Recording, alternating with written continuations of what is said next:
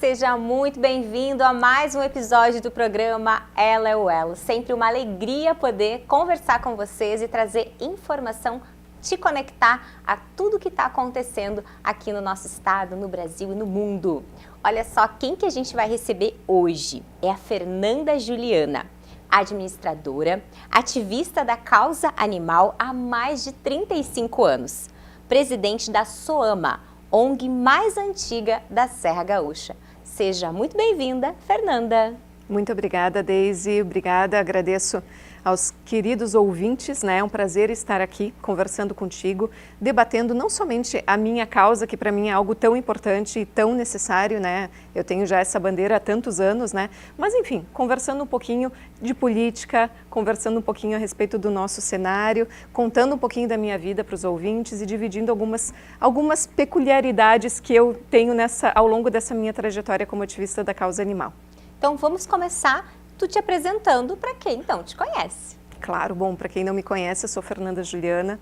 Há mais de 35 anos comecei pequenininha lá em Caxias do Sul, recolhendo animais, literalmente recolhendo, né? A gente não tinha estrutura, não tínhamos ajuda do poder público, mas eu e a minha mãe tínhamos amor. Né? Amor e percepção, né? De ver às vezes a realidade daquele bichinho, colocávamos para dentro de casa aquele animal que às vezes precisava de ajuda, e eu me lembro até hoje que o caso que mais me marcou e que foi o primeiro animal que eu resgatei, eu tinha 6 anos de idade, eu estudava no La Salle e a minha mãe estava me levando para a escola e nós encontramos uma caixinha com um gatinho queimado. E a minha mãe querida, sem a informação, né? A gente está falando de 1986, gente. Naquela época nós tínhamos 2 veterinários em Caxias do Sul e os 2 eram especializados em búfalos. Não me peçam por quê, porque nós nem tínhamos búfalos na nossa região, mas imagina, eram especialistas em búfalos. Eram especialistas. Eu acredito que a única formação, a única especialização daqui a pouco, né, que eles conseguiam na época era em búfalos. E a minha mãe querida, com a pouca informação, o pouco recurso que ela tinha, ela acabou acolhendo esse gatinho. E nada como o amor para curar, né? E a gente conseguiu curar e a partir dali, amiga, a gente não parou mais. Aí se apaixonaram pela causa e continuaram cuidando de muitos animais. Sim, a gente já tem isso, eu sou muito feliz em dizer isso, que a minha família é de pessoas formada por pessoas apaixonadas pelos animais, que têm empatia, que têm bom senso de saber que tem que se respeitar, né, essas criaturinhas.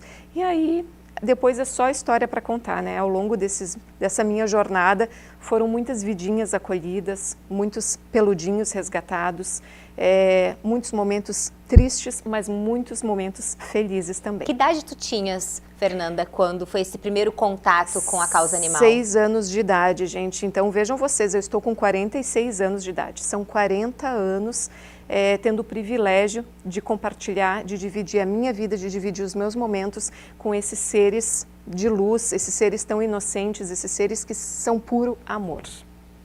Que lindo! Mas a tua formação é administração. Chegaste a trabalhar no início, assim, logo depois Sim. da formação, com essa área, e depois já se apaixonou ou sempre seguiu com as duas coisas juntas? Eu sempre consegui conciliar, né? Tanto, e eu não vou chamar de hobby, né? Eu vou chamar de trabalho voluntário. Eu sempre consegui conciliar o trabalho voluntário com a minha vida profissional. Academicamente falando, eu fui, a minha primeira universidade, minha primeira faculdade foi o curso de enfermagem, mas eu nunca trabalhei na área, né? Depois acabei indo para a administração, onde me formei, né? Na UBRA, e trabalhei no setor privado por muitos anos, né? Cuidando, né, dessa parte administrativa, mas sempre conciliando o trabalho voluntário. E aí nos últimos anos, obviamente, depois de muito preparo, porque tu tem que ter preparo, né, físico, financeiro, psicológico, hoje eu tenho a oportunidade de me dedicar aos animais, né, então sou realmente ativista, eu não dou voz apenas para cães e gatos, mas também para os outros animais, né, porque eu acho que a gente precisa deixar o especismo de lado. Para quem não sabe o que é especismo, essa palavra diferente que muitas pessoas não conhecem, é a escolha de quem eu vou amar. Então, eu prefiro amar gato, eu prefiro amar os cães. Eu digo que a gente precisa combater o especismo, porque nós temos o dever não digo apenas amar, mas de respeitar todos os animais, né? Então, ao longo dessa minha jornada aí, eu estou sempre tentando levar esse amor pelos animais para as pessoas, mostrando que, apesar, tu não precisa daqui a pouco ter um peludinho na tua casa, mas tu pode respeitar, tu pode cuidar de outras maneiras, tu pode apoiar ONGs, instituições, protetores independentes, porque a nossa causa, ela não tem fronteira, né? Então, temos hoje inúmeras necessidades na causa animal que precisam ser combatidas. Então, eu sempre convido as pessoas a isso, né? A olhar também, porque a mão que tu estende para uma criança que está necessitada, para um idoso que está necessitado, é a mão que tu podes estender para um animalzinho que às vezes precisa de um pratinho de comida, um potinho com água, né? Às vezes é tão pouco que eles pedem e às vezes a gente ignora isso. Então, eu sempre faço um convite às pessoas: retirem os seus antolhos intelectuais e comecem a olhar ao redor. Eu tenho certeza que as pessoas vão se surpreender com a quantidade de bichinhos precisando de resgate, de apoio, de ajuda. Sabe, Fernanda, eu tinha duas cachorrinhas, né, em casa. Eu tive uma na minha adolescência, a Dolly, que me acompanhou por 11 anos. Uau. Depois eu tive a Lili, que nos acompanhou por 12 anos, faleceu no ano passado.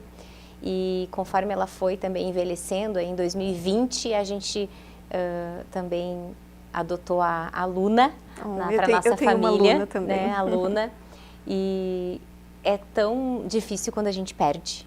Caramba. Porque eles fazem parte da nossa família. São seres, como tu disseste, de luz, que nos enchem de carinho.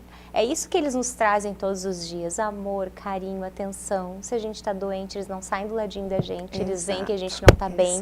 Então é muito amor. Então quem não tem ainda, né, o seu animalzinho, viva essa experiência.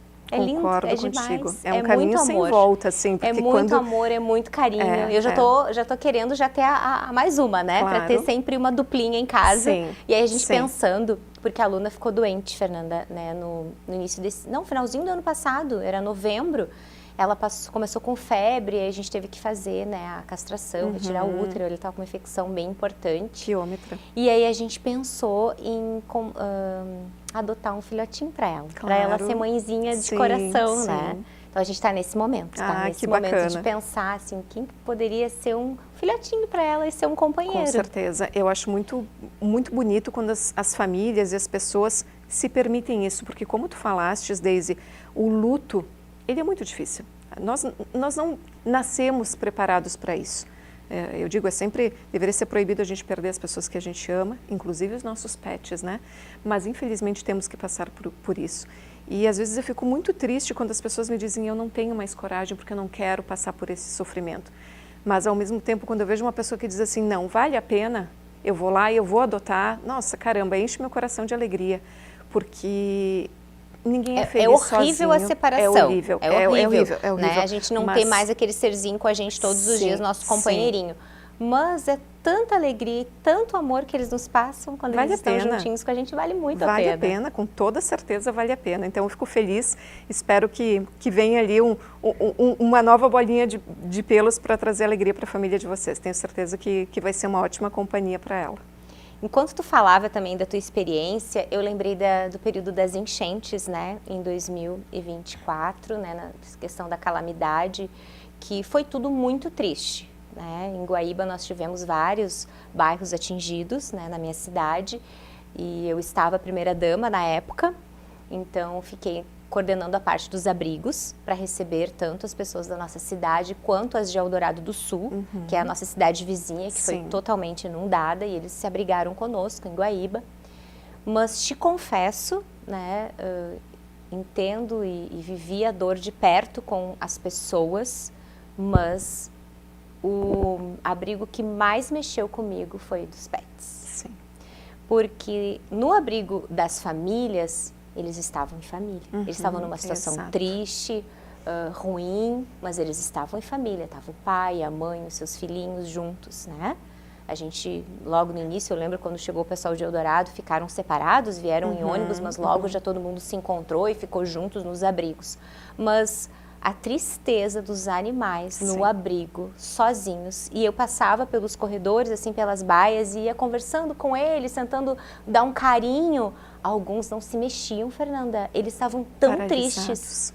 tão Que tristes tristeza. que eles ficavam deitadinhos e eu se vem cá, né? Ficava ali conversando, vem aqui ver a tia. Eles não Medo. se mexiam. Tadinhos. Eu disse, gente, eles estavam muito tristes longe da família deles. Com certeza. Então, como é que foi o teu trabalho nas enchentes? Conta um pouquinho pra gente. Eu acho, Deise, que as enchentes, não falando apenas da causa animal, mas para todos nós gaúchos foi um baque muito grande, né?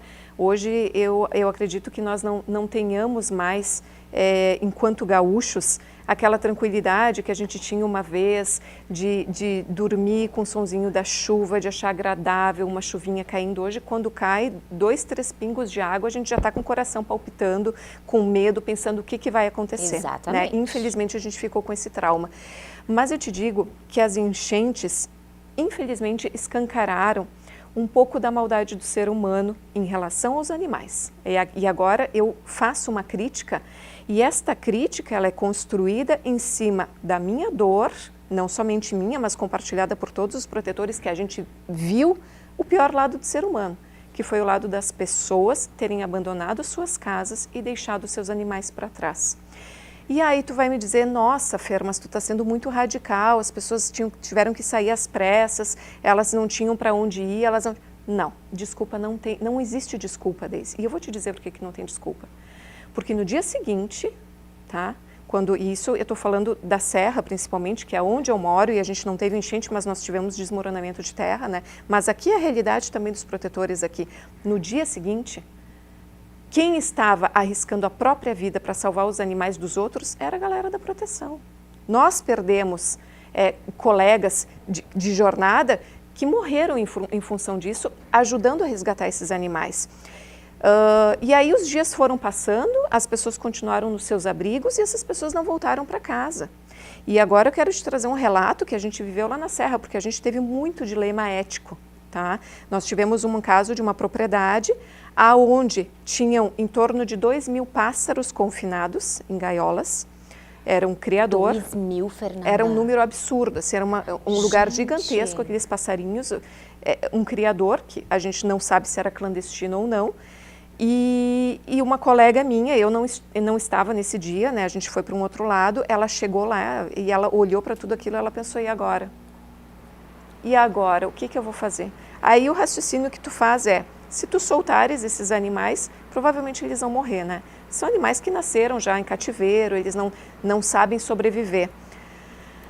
Se tu deixar esses animais presos, a gente não tinha comida para essas aves. Mas aí qual foi o raciocínio dela, que acho que eu também faria isso. Pelo menos tu dá uma oportunidade. E ela abriu as gaiolas. E eles voaram. Tiveram pelo menos alguns o último voo da vida, mas voaram. Conheceram o que é a liberdade. E aí o resumo de tudo isso é quando o tutor desses animais voltou para casa e viu o que tinha acontecido, e no caso ele apareceu no dia seguinte e resolveu processar ela. Gente. Então por que ele não estava lá? Por que ele não levou comida? Ele não teve nenhuma atitude para salvar os animais. Exato. Mas responsabilizou então, quem foi lá. Foram muitos dilemas que a gente teve que viver. Eu lembro que eu resgatei vários animais, levei alguns animais para casa e incrível que as pessoas, os tutores, no dia seguinte apareceram questionando, pô, mas como é que tu vê que tu roubou meu animal? Meu amigo, teu animal estava pele e osso.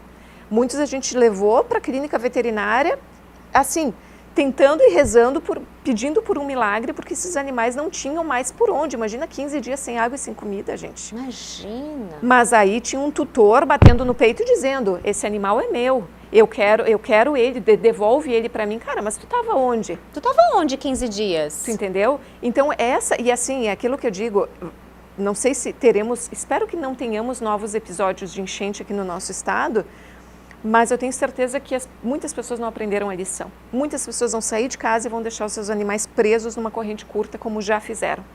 Porque são pessoas que não enxergam naquele serzinho um ser senciente. O que é um ser senciente? Aquele ser que ele pode experienciar os mesmos sentimentos que nós. Amor, dor, medo, alegria. E os animais têm senciência, isso é comprovado. Isso é comprovado e aceito legalmente e moralmente. E as pessoas não têm essa noção. É só mais um bicho. Ah, é só um cachorro. É só um cachorro, né? A gente viu, por exemplo, ali nas enchentes, pessoas que perderam seus próprios filhos. Famílias que ficaram separadas por dias. Então, Veja você que a gente precisa ainda evoluir muito como ser humano, que a gente precisa de um trabalho do Estado de conscientização que a gente não tem, né? Porque catástrofes me parece que será o novo normal da humanidade, não é apenas um privilégio do gaúcho.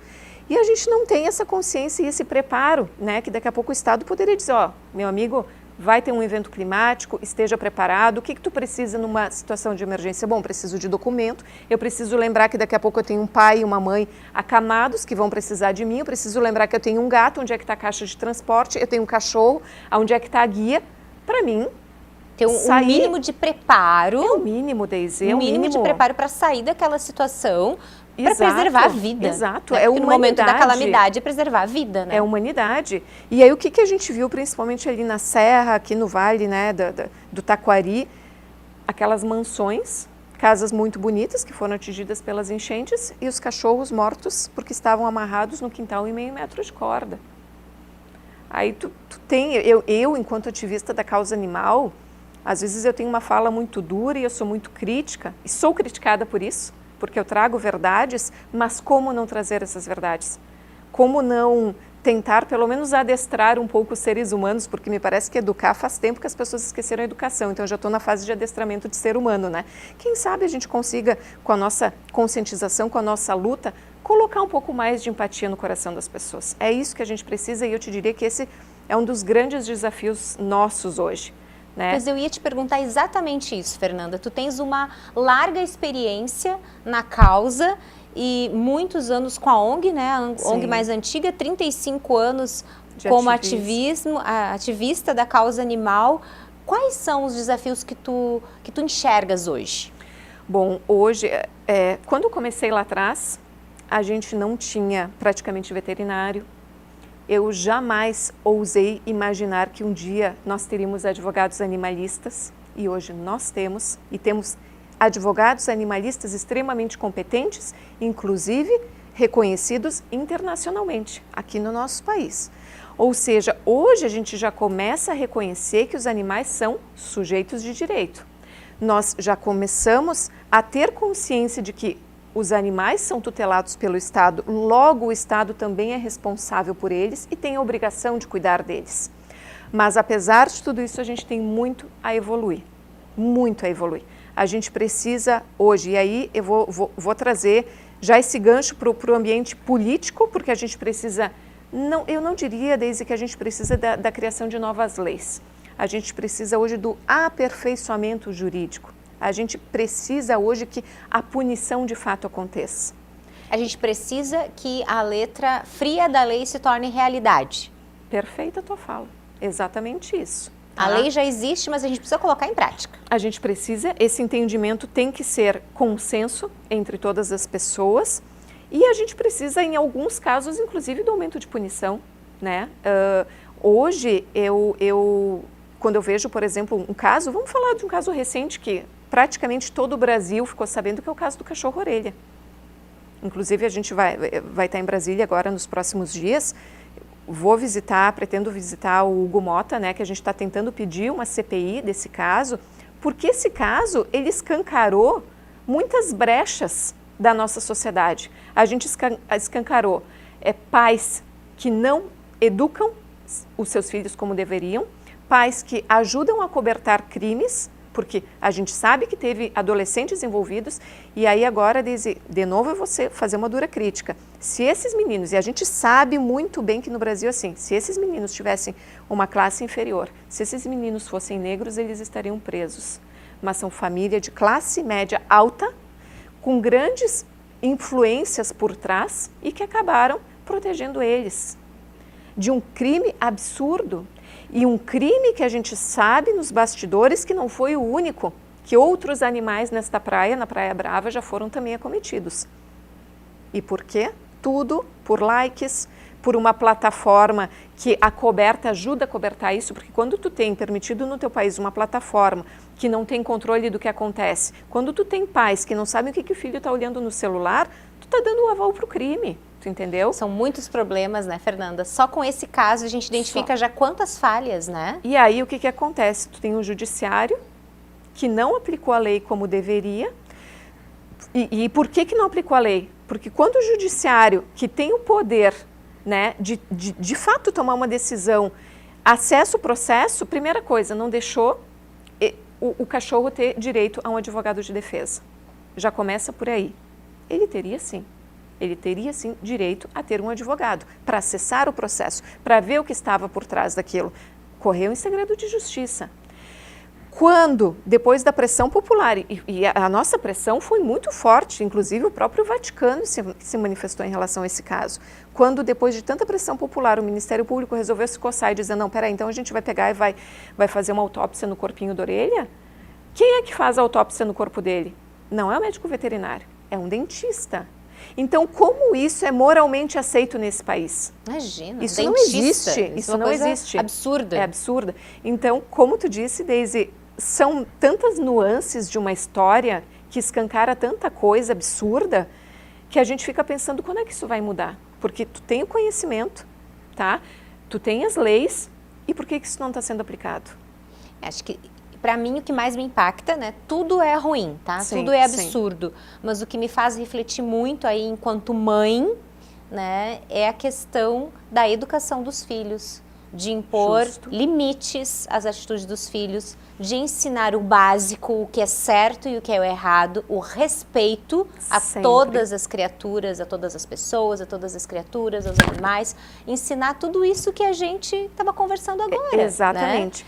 Né? Os seres também têm sentimentos, né? Eles ficam felizes, eles ficam tristes, eles ficam ao nosso lado, são companheiros e são tantas coisas básicas. Isso é uma coisa que me preocupa, porque quanto mais a gente convive em sociedade e vê esses absurdos, a maldade, a crueldade das ações, a mentira, a deslealdade, a ingratidão nas relações, a gente pensa assim, gente, está se perdendo o básico. Está se perdendo os princípios de relacionamento saudável entre as pessoas, o cuidado com os filhos nas famílias. Então, a gente tem muito que refletir enquanto pais também, e puxo para mim a responsabilidade de refletir também. Exato, o se importar com o outro, né? Hoje em dia, os pais acabam, eu digo, os melhores cuidadores dos filhos têm sido o celular, porque aquilo ali ficou para muitos pais é a salvação. Eu largo o celular para o meu filho, eu viro as costas, vou fazer as tarefas e acabam esquecendo que o pior inimigo hoje para o filho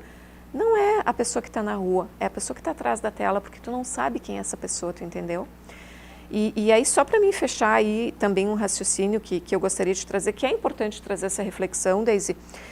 Nós tivemos agora em Brasília, em fevereiro, tivemos uma semana dedicada a tratar os direitos dos animais, e o presidente Lula, ele lançou o pacote para coibir questões de maus tratos, enfim, e eu achava e fiquei feliz na minha santa inocência que iria vir algum projeto de lei maravilhoso, não. Ele colocou ali, lançou um projeto de lei dizendo que hoje quem maltratar um animal, alguma coisa assim, poderá ser multado em até R$1 milhão. E eu te confesso que eu estava lá, eu reconheço, porque às vezes nós somos ingênuos, né? Aplaudi, pô, que bacana. Mas o meu aplauso durou menos de 5 minutos, até que eu me dei conta de uma coisa. Quem hoje é preso no Brasil por não pagar uma multa? Ninguém. Hoje, o não pagamento de algo só leva uma pessoa para a cadeia no caso da pensão alimentícia. Se não esquece. Aí, tu pega aquele senhor, aquela pessoa pobre, que nem esses dias teve um caso absurdo, agora não me lembro em qual estado, vários animais maltratados, e aí a manchete dos jornais é que a polícia bateu na casa do fulano e ele foi multado em R$1 milhão. Aquela pessoa que deixou aqueles animais chegarem naquele estado não tem R$100. Eu já ia te trazer isso, né? Então, olha a hipocrisia, a incoerência. O que adianta, né? Não adianta para nada. R$1 milhão, a pessoa vai entrar para o cadastro de inadimplentes, porque ela não exato, vai pagar, ela não tem como pagar. Não tem como. Mas o que isso é? Um bom marketing para o governo.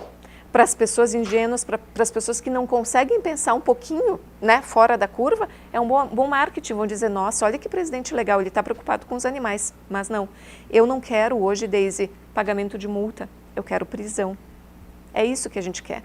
É a mesma coisa nos casos de feminicídio. Tu queres que a pessoa vá presa. Ela cometeu um crime. Poxa, como é que a pessoa que cometeu um crime, às vezes 2, 3, 6 meses, 1 ano depois está solta? Tu destruiu uma família. Tu destruiu uma família, tu tira a vida de uma pessoa. está solto, andando entre nós, circulando entre nós. Então, muita coisa precisa ser mudada. Tem muita coisa que a gente precisa mudar, mas para isso que a gente se envolve também, né? E a gente se coloca à disposição para atuar. E na tua história, tu já concorreste a vereadora, é isso? Sim, sim. Assim que tu iniciaste a tua participação, então se colocando à disposição da comunidade para representá-los. Eu tive uma experiência muito bacana, na última eleição concorri a vereadora em Caxias do Sul. E por que eu digo uma experiência muito bacana? Até foi engraçado, Deise, porque quando eu entrei em contato com uma amiga minha dizendo, vou concorrer a vereadora, ela disse, ai, Fer, ela disse, eu te desejo boa sorte, porque ela disse, eu não tive uma experiência muito legal. E eu fiquei pensando, poxa, que pena. E terminou a eleição, eu escrevi para ela e eu disse, olha, eu acho que o teu desejo de boa sorte deu certo, porque para mim foi muito legal, Deise. Assim, fiz amigos, criei uma história, adentrei num universo que eu não imaginava, que é o ambiente político, e vou ser sincera, eu gostei do que eu vi. Eu gostei do que eu senti, eu gostei do que eu vivenciei, né? Então, foi uma experiência assim, que eu levo com muito orgulho, apesar de não ter sido eleita, mas faz parte da minha trajetória, né? Eu acho que a gente precisa, eu que tenho uma causa, que tem uma bandeira tão relevante, precisamos ter também atores neste cenário político para representar e para levantar a bandeira da proteção aos animais. Com certeza.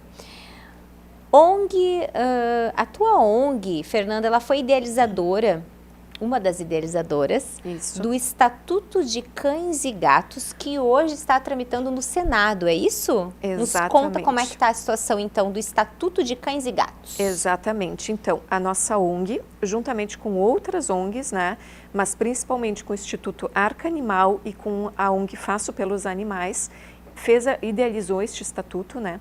Hoje a gente tem vários estatutos no Brasil, mas não tínhamos ainda, né, o estatuto dos cães e dos gatos. E é algo inédito.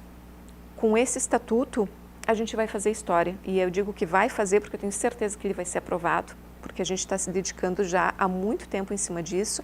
Inclusive, na próxima semana estaremos em Brasília. Eu terei um momento de fala no Senado para poder defender, né, essa questão do estatuto e para poder mostrar também para os nossos representantes lá em Brasília, né, ratificar essa preocupação que a gente precisa de leis e de representantes cada vez mais comprometidos com a causa animal, né?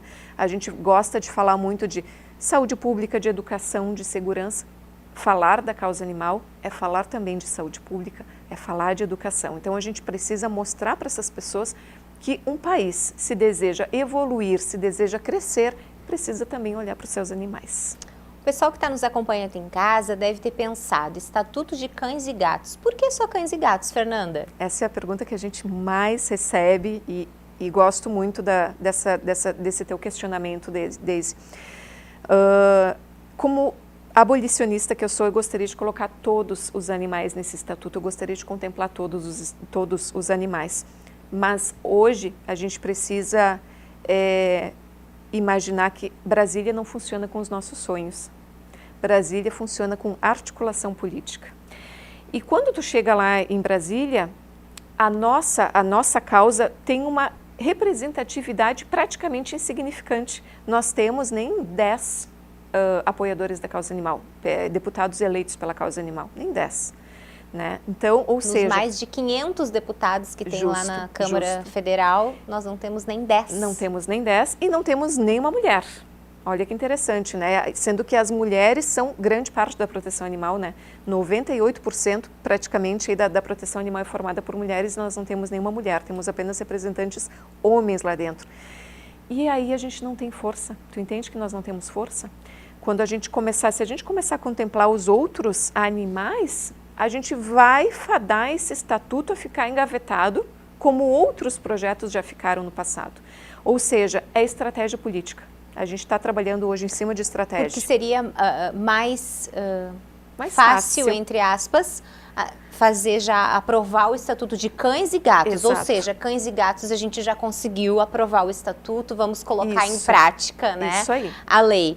O próximo passo a gente trata de um outro grupo. Exatamente. Para começar e começar e finalizar, né, a questão do estatuto, né? Exatamente, até porque assim, hoje os cães e os gatos já estão presentes em praticamente todas as famílias brasileiras. Já são aceitáveis praticamente por todos. Então, a partir do momento que nós tivermos consolidado este estatuto, a gente vai conseguir dar o próximo passo. E aqui fica a minha promessa registrada que a gente não vai desistir, Deise, de colocar os outros animais que infelizmente sofrem em silêncio diariamente. A gente aí começa a trazer a questão das carroças, né, que é algo muito, principalmente aqui no nosso estado, olha o cavalo caramelo, né? Virou o símbolo da nossa enchente. Eu digo, todo mundo aplaudiu, chorou, se comoveu de um lado, mas todos os dias tem cavalos caramelo sofrendo e morrendo nas nossas ruas, puxando carroça, sendo torturados. Então, a gente precisa evoluir ainda muito, né? Uma coisa que eu gosto de falar, e eu sempre trago na minha fala, quando a gente viaja principalmente para fora, ou quando a gente traz algum exemplo de algum país, a gente ama citar os países de primeiro mundo. Nossa, na Europa é assim, nos Estados Unidos é assim. Mas as pessoas esquecem de que para que esta construção que nós idealizamos como positiva existem leis, existe evolução, existe educação, existe punição, né? Então, eu gostaria hoje, na minha concepção, de conseguir, enquanto eu ainda estou viva, né, de conseguir vislumbrar um cenário um pouco mais positivo, um cenário mais evoluído para que a gente consiga, de fato, prosperar no nosso país. O papo está ótimo, Fernanda. Estou aprendendo muito contigo e com toda a tua experiência, mas a gente tem tempo, né? Na TV tem tempo. E o nosso tempo está chegando ao fim. Sim. Mas para que o pessoal possa conhecer melhor a tua história, conhecer também os novos desafios que a Fernanda vai enfrentar esse ano, acompanha a Fernanda pelas redes sociais. Passa para o pessoal, a câmera tua é aquela ali. Perfeito. Dá o teu recado final para o pessoal, claro, e convida para te acompanhar. Com certeza. Desde isso eu tenho que te agradecer pela oportunidade, né? Eu sempre digo, quando a gente tem oportunidade de falar um pouquinho, não podemos desperdiçar. Então, muito obrigada, é um prazer conversar contigo. Fico à disposição sempre, né? Para debater e para, enfim, apresentar daqui a pouco projetos, né? Para nossa futura deputada estadual, né? Amém, recebo. Amém, isso aí. E quem quiser acompanhar mais o meu trabalho é @soufernandajuliana no Instagram. Estou sempre à disposição também, quem precisar de apoio, mesmo à distância, às vezes a gente consegue estender a mão para os demais protetores. E me sigam, eu acho que é muito, muito bacana essa troca de experiências e a gente cresce muito, né, enquanto pessoa. Então, Deise, muito obrigada. Muito obrigada mais uma vez por ter aceitado o convite, vir aqui falar um pouquinho da tua experiência. Com certeza o pessoal que está nos acompanhando em casa gostou muito desse bate-papo e pode aprender mais com a Fernanda, descobrir como que vai ser, né, essa viagem lá ao Senado, esse momento de fala lá no Senado para defender essa causa que nos é tão cara, nós que temos os nossos peludinhos. Verdade. Então agora, pessoal, a gente vai para um rápido intervalo e já voltamos.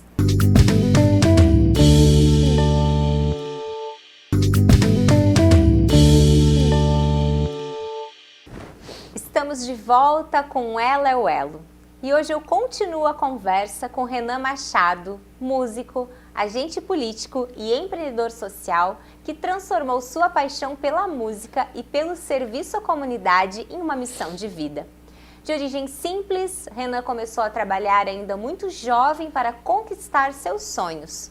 Construiu uma trajetória na política e hoje leva sua mensagem por meio da Cruzada Music, enquanto trabalha para tornar realidade o Instituto Cruzada Music, um projeto voltado à formação cultural de crianças e jovens. Renan, seja muito bem-vindo ao nosso programa. Olá, Deise, é uma alegria estar aqui, que honra estar aqui nesse programa, participar e ter esse momento, esse bate-papo contigo aqui no Porto Alegre 24 horas. Uma honra. Uma alegria para nós, Renan, conhecer um pouquinho mais da tua história. Renan, você cresceu em uma família simples e começou a trabalhar muito cedo. Como era a vida do menino Renan dentro de casa? Olha, como é que eu posso dizer? Eu era um guri muito sapeca, assim. Eu tava sempre a milhão, pegava todos os baldes da minha mãe, quebrei muito balde dela brincando, porque eu era apaixonado por música, né? E sempre fui aquele guri levado, sabe?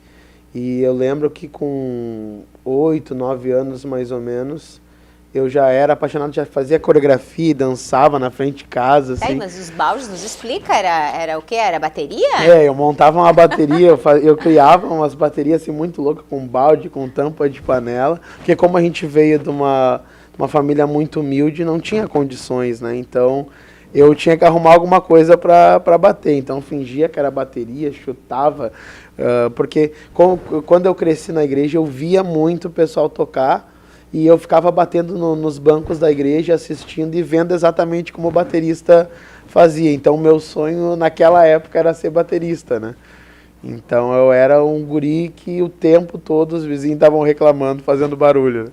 Desde criança, então, sendo músico. Sendo músico, desde criança. Essa veia artística, musical, muito presente. Muito, muito. Sempre muito presente, sempre apaixonado mesmo. Todo mundo dizia que eu não ia ter condições de ser músico, né? O pessoal sempre... Eu lembro que na igreja eu dizia assim, meu sonho é tocar, meu sonho é cantar. E o pessoal, isso eu sendo criança, o pessoal dizia, não, larga que isso aí não é pra ti. Ai, que horror! Não, desmotivando a criança. Desmotivando a criança. Sempre dizia assim, não tem. E eu sempre acreditei muito no sonho. Dizia, não, cara, eu vou, tu vai ver, eu vou ser músico, eu vou cantar e um dia tu vai ver. E foi indo, e graças a Deus, hoje a gente está num trabalho muito forte, né? Dentro da música, ensinando o pessoal, tem sido bênção demais. Viu? Não deu ouvidos às vozes contrárias, vozes desanimadoras, né? Então isso para nós é bem importante, né? A gente poder passar essa mensagem também para quem está nos assistindo, principalmente os jovens. Você tem um sonho, lute por ele, né? Batalhe, não ouça essas vozes contrárias, porque tem muita gente que fica sempre criticando, dizendo que não vai dar certo. Mas se é o teu sonho, segue lutando. Olha aí, agora já tá até com uma banda, né? Quem não ia nem ser músico, nem cantar e nem tocar, hoje tem uma banda. Que é a Cruzada Music. Isso mesmo, a Cruzada Music. E como é que surgiu? Quando que começou a Cruzada Music? Assim, a Cruzada Music, na verdade, ela era o Ministério de Louvor da igreja, né? A gente começou há uns 7, 8 anos atrás. A gente começou como Ministério de Louvor. Só que a gente começou a entender que Deus queria nos levar para outra área, sabe? A gente começou a ministrar lá em Triunfo, eu lembro como se fosse hoje, nós estávamos ministrando lá. E de repente uma pastora, a pastora Cris, ministrou sobre nós e falou assim, gente, vocês têm algo diferente. Deus entregou algo diferente para vocês e isso precisa ser compartilhado com o Brasil. O Brasil precisa conhecer essa alegria que vocês levam, essa musicalidade que vocês carregam. E dali eu saí com desejo, sabe, de gente, vamos lá, e todo mundo não vamos. Só que daí eu fui conversar com o pastor, né, louco de medo, que eu pensei, pastor, a banda principal da igreja, o pastor vai cortar a gente, vai dizer não, né, encerra isso. E quando a gente foi conversar, fui sentar com o pastor e dizer, pastor, olha só, nós temos uma visão e a gente quer sair para pregar o resto do estado, para o país.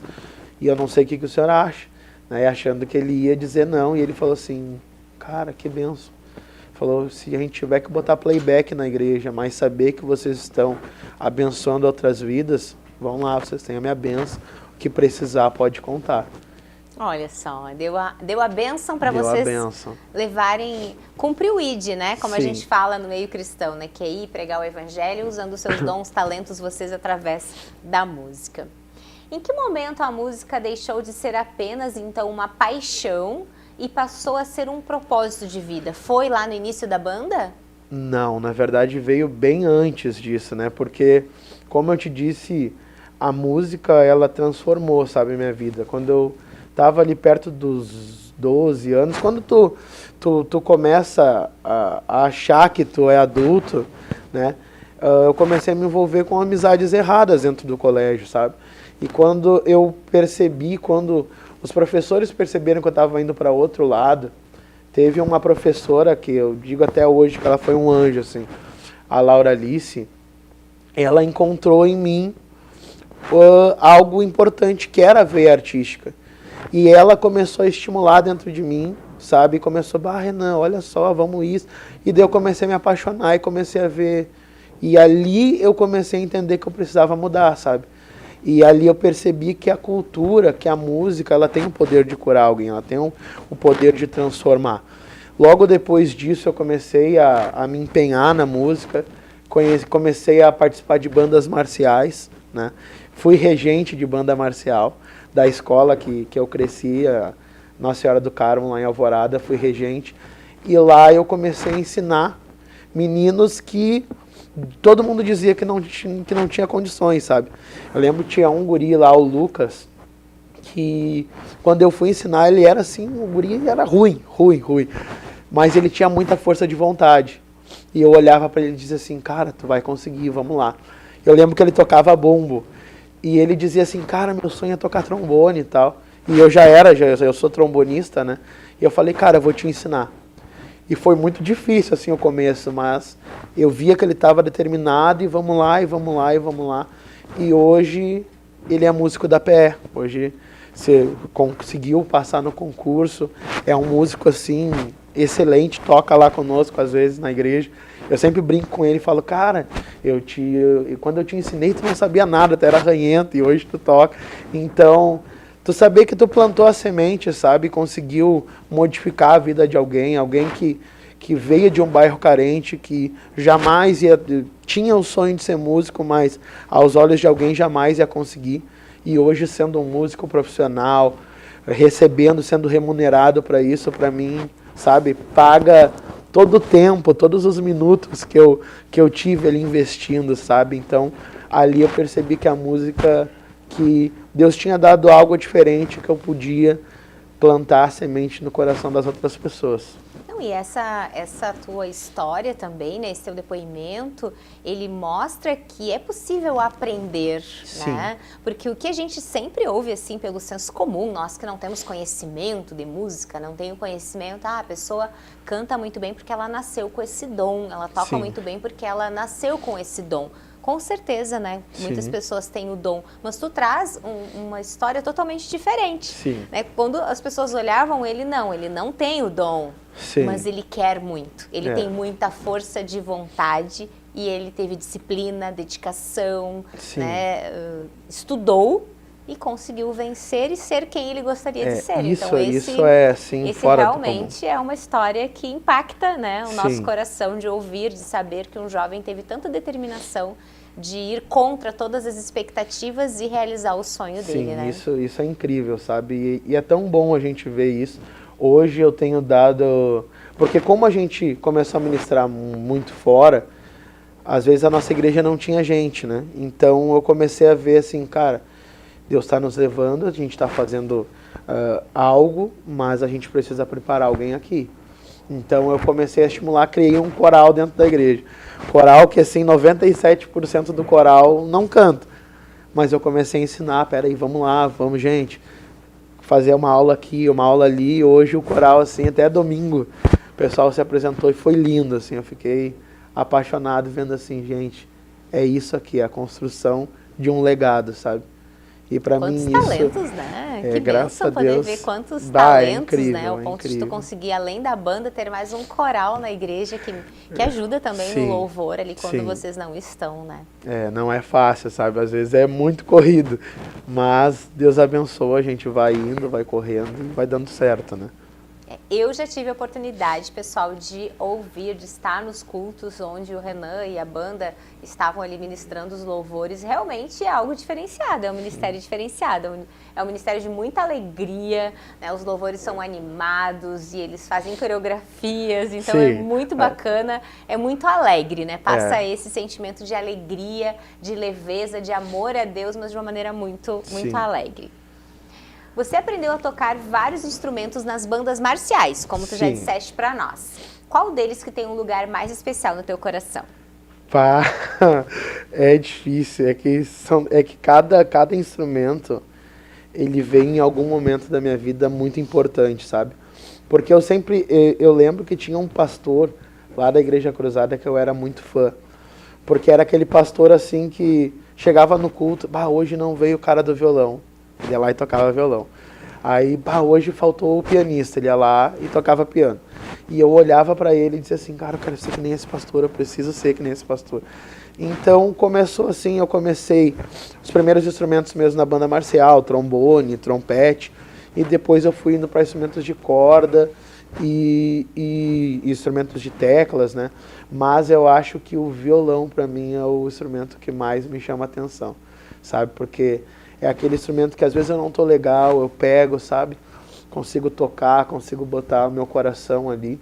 E ali eu sinto que Deus fala comigo, ali eu sinto que às vezes tu pode chegar angustiado, mas tu sai dali renovado, sabe? Com força para continuar vencendo, continuar lutando. Então o violão é fora do comum, sim.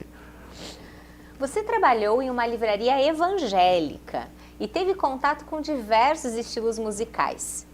Que influência isso teve na construção da tua identidade artística? Olha, eu comecei muito novo a trabalhar na livraria, por quê? Porque como eu vim de uma família muito simples, para te ter uma noção, que eu sempre digo, minha casa sempre foi aberta, assim, meus amigos sempre estavam lá, mas a gente veio de uma zona muito carente, sabe? Eu lembro que a nossa casa, às vezes tinha que cuidar onde pisar, porque era de tábua e tinha muitas tábuas quebradas, sabe? No meu quarto, às vezes, chovia mais dentro do que fora. Então, eu era apaixonado pela música, mas eu sabia que meus pais não tinham como pagar por isso, né? Ou eu tocava um instrumento ou eu comia, não tinha como decidir qual das duas coisas. E eu lembro que o meu sonho era comprar o meu primeiro violão. E eu dizia para minha mãe, mãe, eu quero, e a minha mãe dizia, tá, filho, uma hora eu te dou. Aí eu tinha o meu tio que era dono de uma livraria, lá em Alvorada, uma livraria evangélica, e eu com 12 anos, eu cheguei para ele um dia no culto e falei assim, eu quero trabalhar contigo. E ele, cara, mas como é que tu vai trabalhar comigo? Com 12 anos? Com 12 anos, não tem como. Mas eu disse, bah, por favor, deixa só eu limpar os CDs, deixa só... Ele, tá, vamos ver com teus pais. Aí falou com meus pais, meu pai, não, pode ir. Aí eu comecei a trabalhar, e limpava e eu ouvia. Ele ficava bravo, porque todos os CDs eu queria ouvir, né? Mas eu comecei assim e comecei a me apaixonar pelos estilos que foi quando eu conheci o estilo do black music, né? Daí parecia que era meu chão, assim. Eu escutava e era engraçado, porque eu era muito novo, e eu escutava as músicas em inglês e chorava sem entender. Mas eu sabia que era Deus falando, sabe? Sim, sim. E ali Deus começou a desenvolver isso, né? Foi incrível, assim, fora do comum. Foi né? bem determinante, então, esse trabalho na livraria, porque Foi. teve contato com estilos musicais diferentes e descobriu a tua paixão. Foi assim, um momento, eu falo assim que eu creio que tudo tem um propósito, sabe? E tem pessoas, quando eu conto essa história, mas tu era para estar correndo na rua, mas eu entendi que era algo que eu precisava, sabe? Para amadurecer, para conhecer, porque eu tive muito contato com muitos pastores. Eu lembro que com 12 anos eu conversava com os pastores assuntos de adultos, sabe? Conversava e debatia e comecei a conhecer a pastorada toda de Alvorada, né? Tanto que às vezes eu converso, pastor tal. Mas tu conhece todos os pastores, mas criei esse vínculo, né? Conhecendo, e para mim foi um divisor de águas, né? Trabalhar bem novo. É uma experiência que é diferente, né, Renan? É diferente, mas para ti foi bênção. Né? Foi bênção demais. E é bem como tu disseste, são os propósitos de Deus da vida da gente, né? Ele abriu essa oportunidade para ti, e dali tu conheceu a Black Music, e dali tu conheceu o teu ministério, e assim ele foi transformando a tua vida até chegar hoje nesse momento com a banda Cruzada Music, aí fazendo shows e, né, se apresentando por todo o estado. Graças a Deus, Deus tem abençoado muito, assim, às vezes a gente fica assim, sem acreditar, a gente comenta direto com o Isma, com os guris, a gente fica assim, cara, a gente não sabe como a gente chegou, mas a gente sabe que Deus tem levado, e a gente costuma ter uma frase, que é a frase que eu levo para minha vida inteira, sabe, que é, a gente não está vivendo a realização de um sonho, mas o cumprimento de um propósito, sabe, cumprindo aquilo que a gente sabe que é propósito de Deus, que Deus colocou na nossa vida, né? Que lindo. Você acredita, Renan, que a música pode transformar vidas? Sim, com certeza. Transformou a minha vida. Existe alguma história de alguém que foi impactado pelo teu trabalho e que te emocionou profundamente? Com certeza. Bom, primeiro a minha história para te entender um pouquinho, tá? Eu comecei desde pequeno na música, mas teve um momento, quando eu me afastei da igreja, eu comecei a usar drogas, né, e fui para um fundo do poço, assim. E eu lembro que teve um dia, do lado da Câmara de Vereadores de Alvorada, eu trabalhava na Câmara já era estagiário, mas eu estava assim vivendo a vida adoidado, né, como diz. E um dia do lado da Câmara, peguei meu celular, liguei pro Will, que é o meu guitarrista. Liguei pra ele, meu melhor amigo, assim, fora do comum. Liguei pra ele e falei assim, Will, olha só, eu te amo demais, mas eu tô te ligando pra dizer que eu vou me matar. Liguei pra minha esposa, Gente, falei já era a mesma casado coisa, também. já era casado, mas estava numa depressão assim profunda. Eu usava a droga pra me alegrar num momento, daqui a pouco eu sentia um vazio e tava mal. E naquele momento, eu parado, eu lembro, tinha um Fiesta Preto na época, eu com a cabeça baixa no volante chorando, dizendo para Deus, pai, é o fim, eu tentava falar com Deus, mas parecia que eu não conseguia ouvir, sabe? E eu parado no volante falando assim, pai, é o fim de tudo. E foi quando eu ouvi Deus falar, sabe, tu acha que é o fim, mas é o começo de tudo que eu posso fazer na tua vida. E ali foi quando Deus me deu uma canção. Então, por isso que eu digo, através daquela música, Deus transformou toda a minha vida, sabe? E a gente tem, para onde a gente vai, e por isso que muitas vezes as pessoas não entendem por que a gente dança tanto, a gente se alegra tanto, sabe? Porque só a gente sabe da onde Deus nos tirou.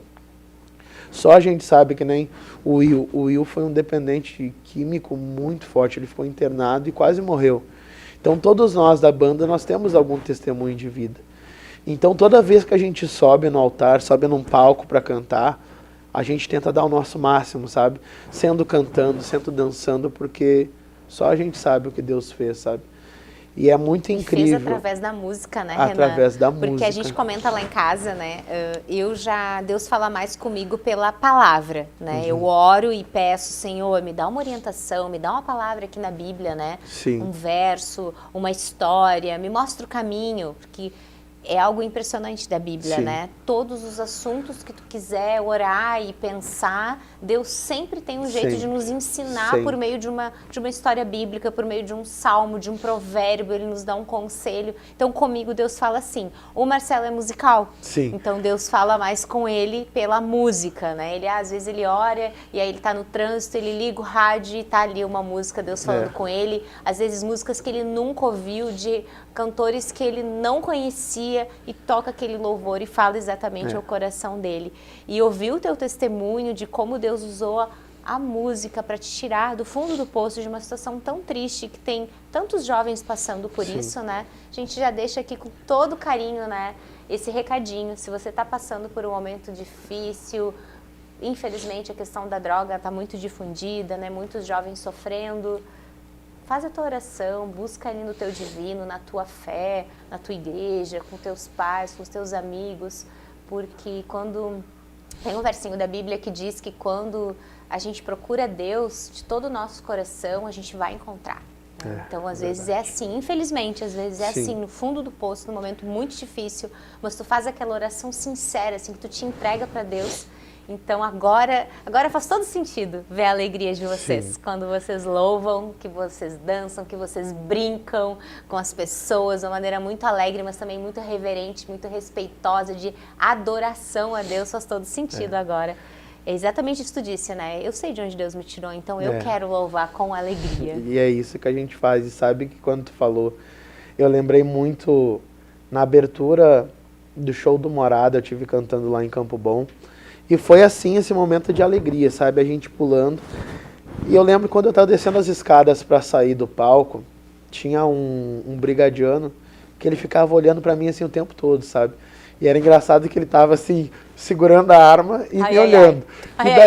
E eu olhei assim, sabe? E daí quando eu tô descendo, eu dei para ele, boa noite, Deus te abençoe. Ele olhou para mim e falou assim, meu irmão, não me chamou de pastor, o pastor, tu pode orar por mim? E eu olhei assim, claro, posso orar por ti. E eu comecei a orar por ele ali, perguntei o nome dele, orei por ele. E Deus começou a me mostrar algumas coisas, sabe? Eu falei, cara, tu já conhece a Cristo. tá na hora de tu voltar, Deus tem transformação para tua casa, para o teu lar. E ele começou a chorar, e eu lembro disso que ele não soltava, era engraçado de ver assim, porque ele não soltava a arma, e chorando, e chorando, e chorando. E eu dei um abraço nele e falei, cara, Deus tem algo para tua vida e começa hoje, sabe? E para mim, eu saí dali assim, completamente alegre, porque tinha, tipo, eu acho que tinha umas 25 mil pessoas nesse evento, mas eu não estava satisfeito pelo público. Eu estava satisfeito porque uma pessoa tinha sentido o toque através do louvor e precisava daquela transformação, e eu sabia que eu saí com uma sementinha plantada, sabe? Então ali para mim foi algo que eu senti assim, não, é esse o propósito, é isso que Deus quer, é isso que a gente vai fazer. Que benção ouvir assim a maneira como tu e todo o pessoal da banda se coloca à disposição para servir as pessoas com o dom que vocês têm, que vocês se dedicaram por tantos anos e se dedicam para abençoar vidas.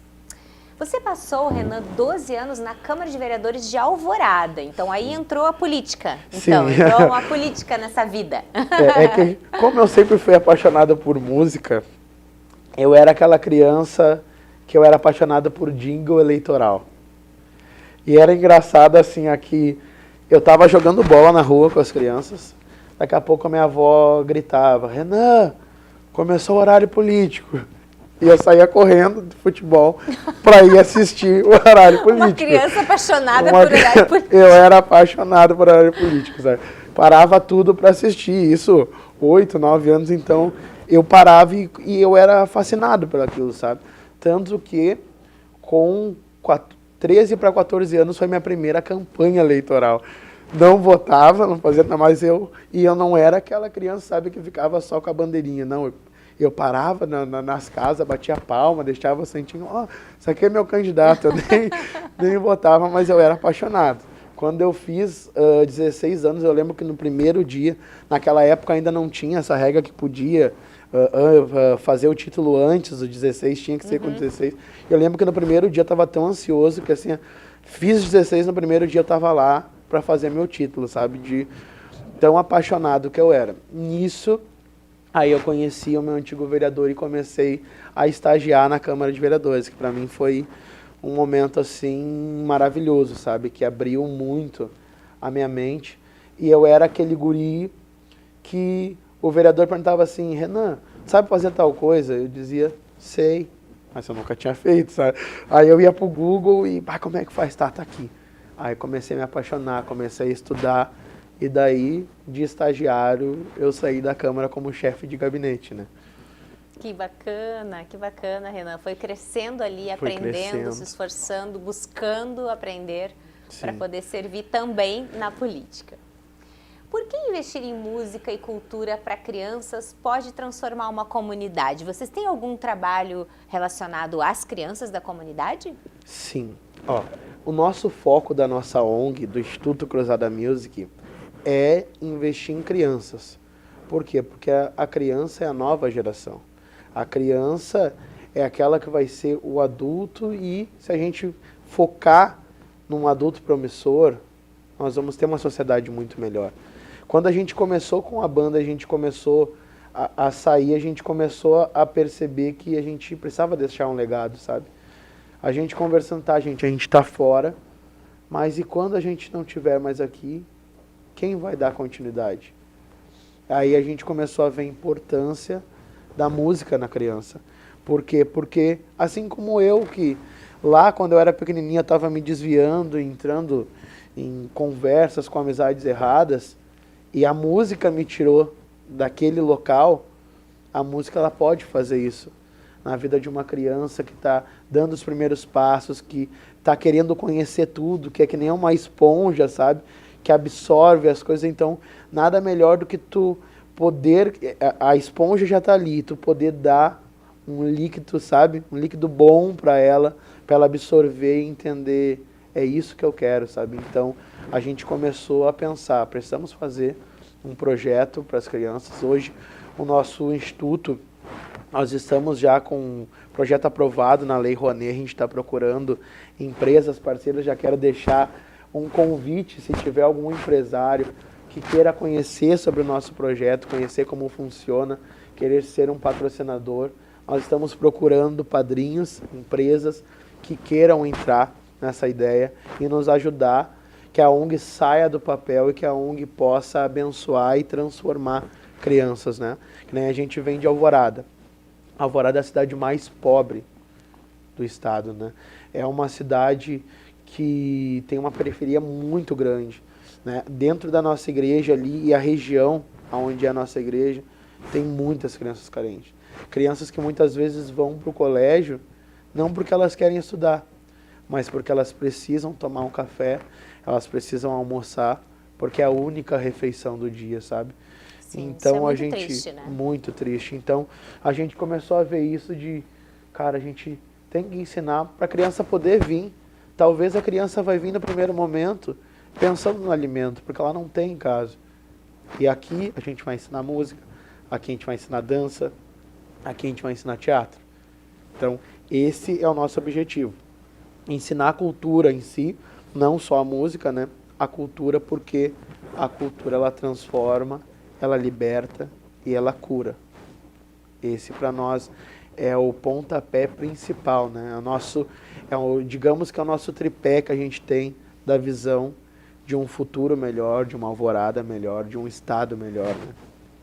Renan, o papo tá muito bom, com certeza eu queria perguntar muito mais coisas para ti, mas o nosso tempo é curto aqui na TV, né? Então tu vai ter que voltar, né? Com certeza, Depois vai com ter que certeza. voltar para contar mais um pouquinho como é que tá o trabalho do Instituto, assim que vocês começarem, né, a trabalhar mais, Sim. a gente poder de repente ir lá visitar o trabalho Com de vocês. certeza, A gente com tem um certeza. quadro aqui no programa que é o Papo Local, em que nós vamos visitar, né, as ONGs, as instituições, mostrar lá na ponta como é que o trabalho está acontecendo. E com certeza a gente, né, pela paixão que tu tem pela música, pela paixão que tu tem pelas crianças, pelos jovens e por tudo que a música já fez na tua vida, de transformação na tua vida e dos teus amigos, com certeza vai ser uma bênção esse instituto, Com certeza. né? E peço assim que Deus abençoe muito, que te dê força, Amém, amém. porque precisa de rede de apoio, precisa de mais gente ajudando, né? Precisa se fortalecer, porque também tem a batalha espiritual, que a gente Sim. sabe também que E não com é, certeza, a gente, não é fácil, né? E a gente quer muito tua visita porque tu é uma grande parceira. Bom,